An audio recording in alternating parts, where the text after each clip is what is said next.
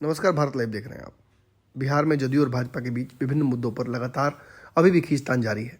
पिछले 24 घंटों में बहुत सारे बदलाव हुए हैं, लेकिन इसके बावजूद दोनों पार्टियों के रिश्तों में कोई बड़ा बदलाव नहीं हुआ है। जिस जगह परिस्थितियां फंसी हुई थी, उन्हीं जगहों पर फिर से मामला बिगड़ता हुआ दिख रहा है। जहां एमएलसी चुनाव को लेकर दिल्ली में जबरदस्त बैठक चल रही है भाजपा की, वहीं बिहार में जदयू ने आज अल्टीमेटम दे रखा है। आज ये स्पष्ट कर लेगी जदयू कि वो बिहार में कितनी सीटों पर चुनाव लड़ने जा रही है।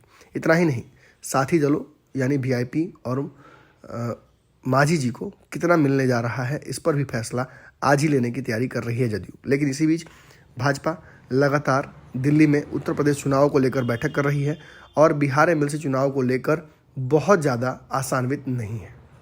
बताया जा रहा है कि जिस तरीके से जदयू और भाजपा के बीच लड़ाई बढ़ी है, बिहार भाजपा के अध्यक्ष संजय जायसवाल को कमान दे दी गई है।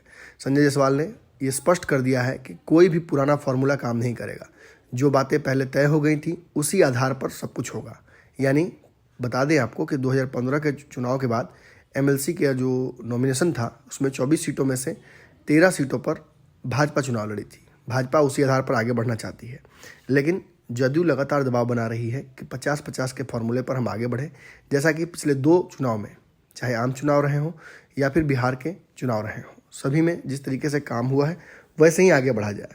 और इस बात से चूँकि भाजपा हालिया दिनों में लगातार नीतीश कुमार के दबाव में रही है, जिस तरीके से विभिन्न मुद्दों पर, चाहे जातिगत जनगणना हो या विशेष राज्य का दर्जा हो या फिर अन्य मुद्दे रहे हों, बिहार में लगातार नीतीश कुमार भाजपा पर दबाव बनाते रहे हैं। खासतौर पर जब नीतीश कुमार ने अपनी ताकत बढ़ाई है, उपचुनाव की जीत हो या फिर नए समीकरणों के साथ बिहार में राजनीति करना, नीतीश कुमार जिस तरीके से अपनी ताकत बढ़ा रहे हैं, उसी तरीके से वो भाजपा पर भारी भी पड़ रहे हैं।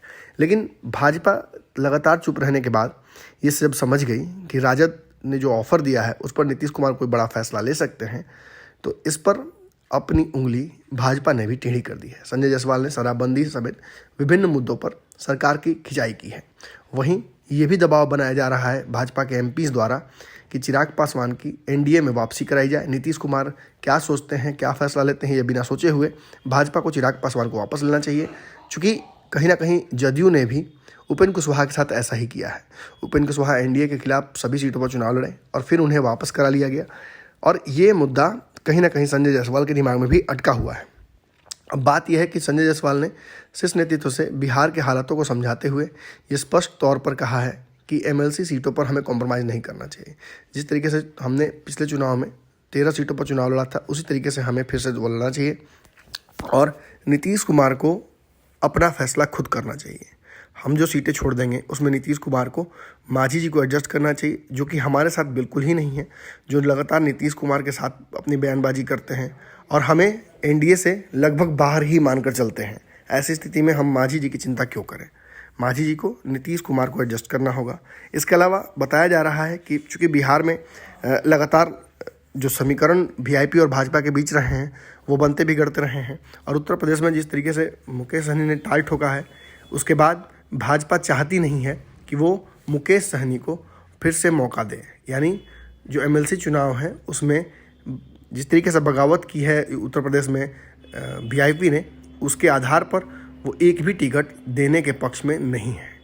यानी मुकेश सहनी को जहाँ एक भी सीट नहीं मिलने जा रही है, वहीं मांझी को नीतीश के हवाले कर दिया गया है, और नीतीश कुमार को जितनी सीटें छोड़ी है भाजपा ने, उनके आधार पर अपनी उसी के आधार पर खाना पूर्ति करने की कहीं ना कहीं कोशिश की जा रही है।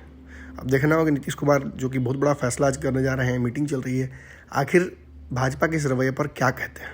अगर ये वीडियो पसंद आई और वह बिहार के राजनीति और बिहारियत से सरोकार रखेनी तो सब्सक्राइब बटन दबा के चैनल के सब्सक्राइब कर ली।